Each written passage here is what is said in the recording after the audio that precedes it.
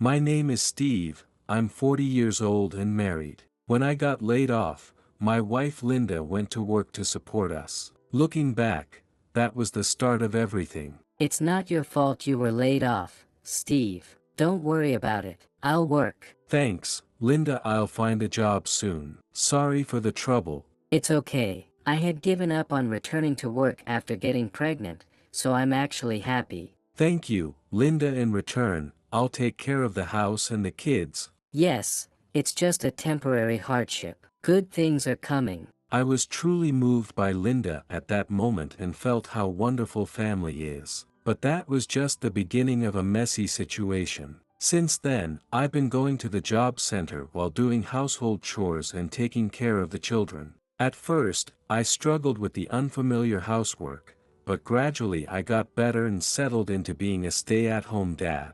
We managed to get by on our savings and Linda's salary. However, Linda gradually began to look down on me, her words grew harsher, and she started coming home later. The kitchen was dirty. I hate that. Clean it up quickly. Are you always this slow? And this shirt, it's all wrinkled. Are you trying to embarrass me? I'm sorry. I'm trying my best, but it's not easy. You're really hopeless and have no fashion sense. Our boss is completely different. He has the ability to earn money and has a good fashion sense. You should try to be more like him. Ah, I wish I was married to a rich man. I made a mistake with this marriage. You don't need to say that much. I'm trying, aren't I? Are people who have money really that great? Do you judge people by their appearances? Looks are the most important thing, aren't they? You look terrible in those worn-out clothes. I'm just trying to save money. We can't afford new clothes. That's because you're a failure who can't hold down a job. I am working. It's just not taking off yet, but I'm trying to earn enough to support us. I don't care what you're doing. If you have complaints, earn more. Daddy, I want money for the new merch from my favorite pop star. Our daughter Amy demanded. Amy, we need to be patient right now. Can you wait a bit on buying things? Why do I have to wait? I want it now. Buy it for me. Amy, it's no use asking Dad. He hardly works and we have no money. Why doesn't Daddy work? Why doesn't he bring home any money? Because he's a failure. Just give up on him. I'll buy it for you. All my friends have it because their dads buy it for them. Their dads work hard to protect their families. But if Dad can't earn a salary, he's just a useless man. It can't be helped. He's a confirmed failure. Don't expect anything to change. But Linda, you've been living it up, haven't you? You bought new clothes recently and you've been coming home late. What are you doing? I'm working hard. Are you saying I should wear ragged clothes too? No, I'm saying no matter how much I save, it doesn't solve the problem if it's all being spent. If you worked hard and earned money, that would solve the problem. Why should I have to suffer because you don't work? That's right. It's weird for us to have to endure this. Earn so we don't have to. Every day, I was blamed like this, and eventually, the time came. But I have a son, John, too. He's a quiet and good boy. Even when Linda and Amy were complaining, he would sit quietly and watch videos. He's my irreplaceable son. And John is smart. He assessed the situation and later helped me. One day, Linda brought home a magazine featuring her company's president. He owns a large design firm and the article was about his successful project. Linda works there too and says she earns a lot. Amy, look at this article. Mom's boss is so cool. He drives a fancy car, lives in a mansion, and has impeccable fashion sense. He's rich. Wow, I wish I could be his child. He's also generous and treated me to a meal today. That's not fair. I wanted to go too. It's always Mom who gets the good stuff. Dad's the worst. His cooking is awful. He even burned the hamburgers today. Everyone was treated to a crab party because he works hard. Unlike someone, he's generous. I want to be a rich man's daughter too. I want to live like a princess. Amy, I've told you to give up. Even if we became rich, it wouldn't be possible. Why not? If we were rich, I could be a princess, right? Dad's too stingy for that. You couldn't be a princess with him. I had grown accustomed to their constant sarcasm. That's right, I have work tomorrow, so I'll be home late again. Why are you working on a holiday? That never used to happen.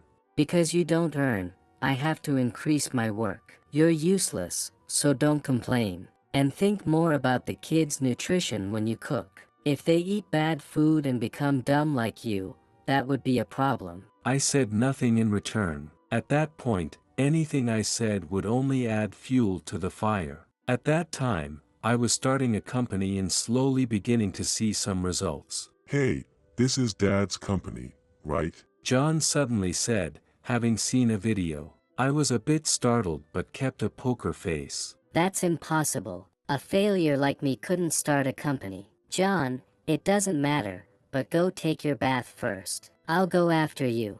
Okay, I'll go first. I had run out of spices, so I went to the supermarket at night. I had forgotten to buy something for dinner. Without it, we couldn't have our meal. I rushed to buy it after Amy complained, and when I returned home, I saw a fancy car parked in front. Linda got out of the car driven by a man. Later, she told me the one who had given her a ride was her company president, but their closeness suggested something more. But I didn't ask further. She probably wouldn't admit it anyway, and it would only lead to more complaints. I don't hate Linda, but she gets hysterical if I say too much. I don't want to fight in front of the kids, so I didn't want to stir things up. One day, Amy was out with friends from the morning. Linda had to work even on her day off, and I took John to the park. He usually stays in his room and doesn't come out much, so I wanted to give him a change of scenery. John agreed to go, so we got ready and headed out. We have a park nearby, but since John agreed to go, I took him to a park in the neighboring town that has play facilities. The park has places to eat and was crowded because it was a holiday. The parking lot was full, so we headed to the second parking area. We had to walk a bit, but it was nice to explore the town occasionally. Thinking that, I parked the car and we walked towards the park. Then, the alley we passed through turned into a hotel district. I wanted to get through quickly with John there. Honestly, it's not good for his education. I hadn't been in this area recently and didn't realize new buildings had been constructed. If I had known, I wouldn't have gone this way, but it was also my first time finding out. John looked around curiously at the unusual design of the hotels.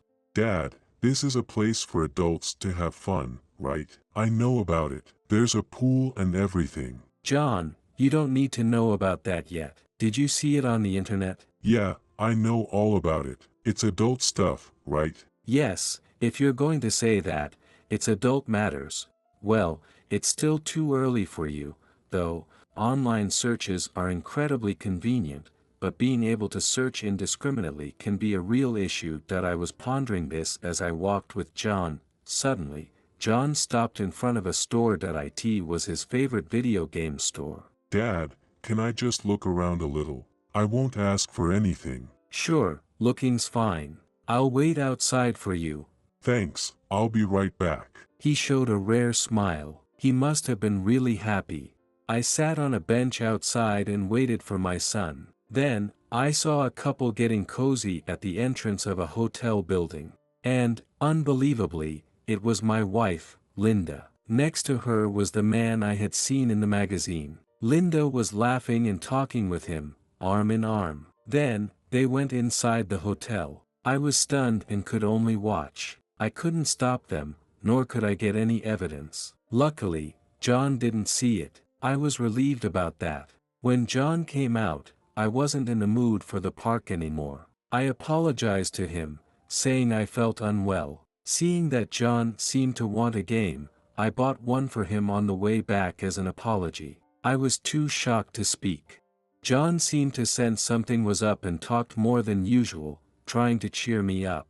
I was too shocked to talk much after that. When Amy returned in the evening, we had dinner, and before taking a bath, I spoke to the kids. I'm sorry, but can you go to your grandma's place for now? What? Why? I don't want to. It's a hassle. And why do we have to go? It's okay for me. I'll take my game. Can we stay overnight? Amy, Dad needs to talk to Mom. Please, just go for me. Why does John always get games and I get nothing? Buy me something too. Alright, I understand. I'll pick you up tomorrow and we can go to the department store then. Fine, that works. I decided to leave the kids with their grandparents so I could talk to Linda. I thought I needed to hide Linda's actions during the day from the children. Besides, it would be easier to talk just between the two of us. I thought it was the best course of action. After dropping the kids off, I went home.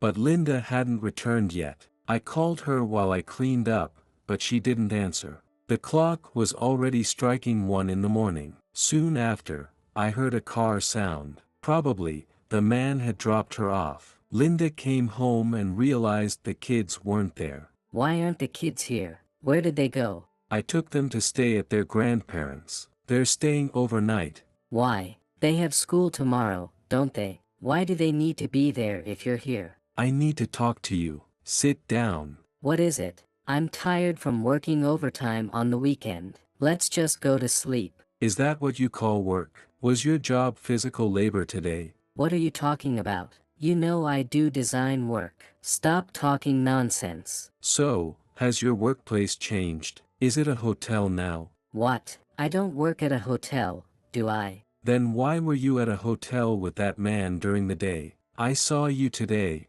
Are you sure you didn't see someone else? I was at work at the company. There's no way I mistook someone else. Be honest for once.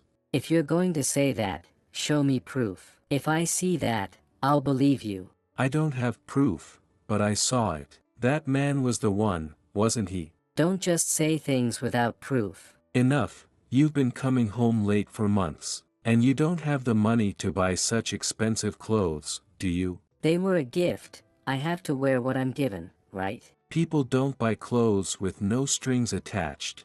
Unlike you, he's rich and not stingy. Just admit it. You're having an affair, aren't you? Enough already. So what if I am? It's all your fault. What did I do wrong? I take care of the home and work properly. What work? I don't even know what you do. And I don't recognize a job that doesn't bring in money. So you won't respect me unless I'm rich? That's right. If you're a man, just earn more. If you're going to complain about cheating, then give me money. Marriage isn't just about money, is it? There's supposed to be more to being together. Are people who have money really that great? Do you judge people by their appearances? It's all about the money in this world. What else is there? Are we done here? I'm tired. Fine, then stay with a rich man. You don't want to be with me, do you? Enough already. I'll marry my boss, so just leave. So you admit it, you cheated. It's not cheating, it's serious.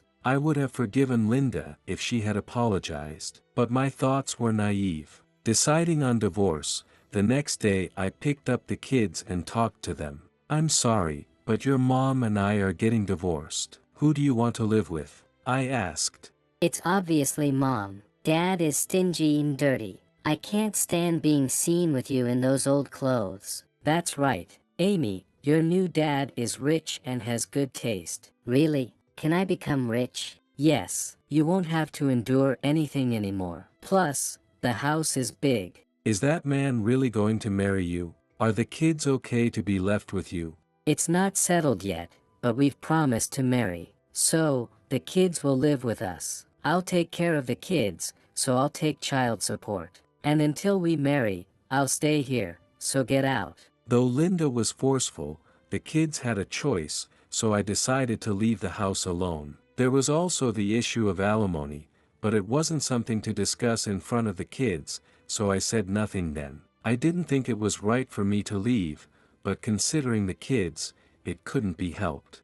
I packed my bags and prepared to leave the house. I could take only a few things. Feeling a bit sad that I had almost no personal belongings in this marriage, it was a relief to leave sooner. I managed to control my anger towards Linda. I always wanted to remain calm in front of the kids. As I was putting on my shoes at the entrance, the silent John took my hand. Dad, can I come with you? His words alone were enough for me.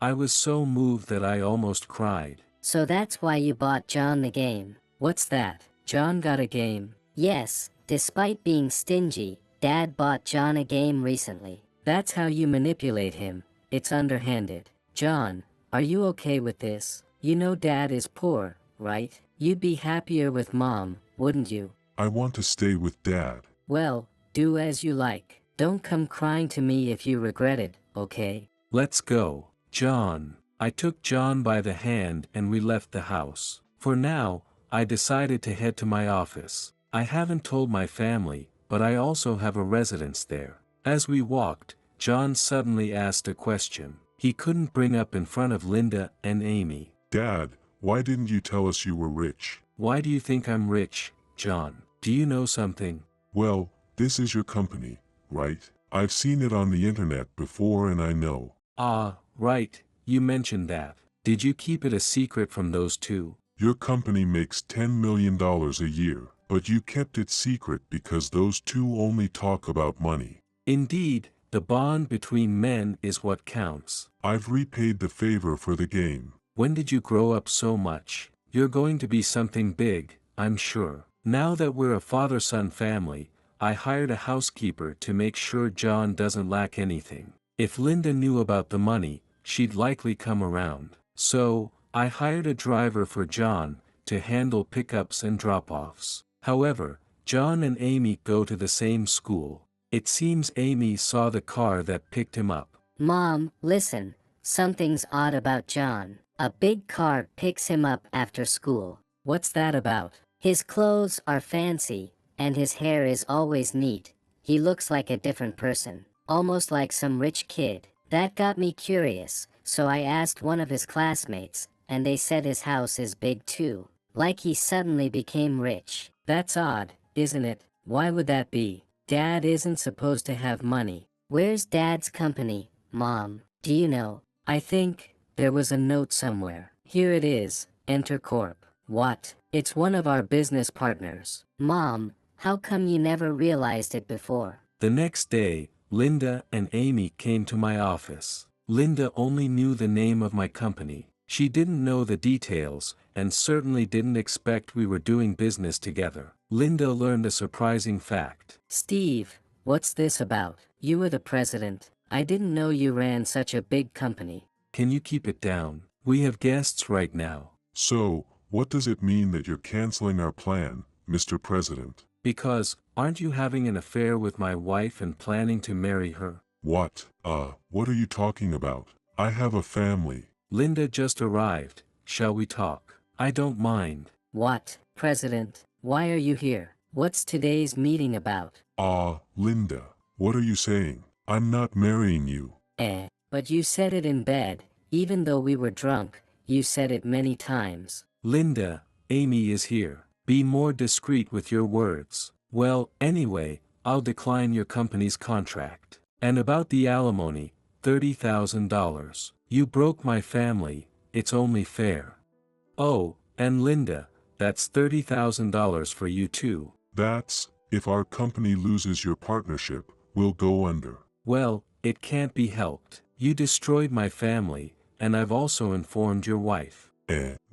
That's troubling. You shouldn't do that. Telling me what I shouldn't do when you've done the worst. That's rich. I'm so sorry. With that, he left the room. Mom, is there no new dad? What about being a princess? Hey, what now? That's right, I'm with Amy. You better pay child support. I hate being poor. If Mom won't marry a rich man, I'll go live with Dad. Even if you dislike me, Amy, you want to live with me. Is that okay? Then Amy suddenly looked down, started crying, and apologized while wiping her face. Dad, I'm sorry for everything. I want to live with you. Amy, what are you saying? You want to leave Mom alone? But Mom did wrong, right? Doing bad things makes you unhappy, doesn't it?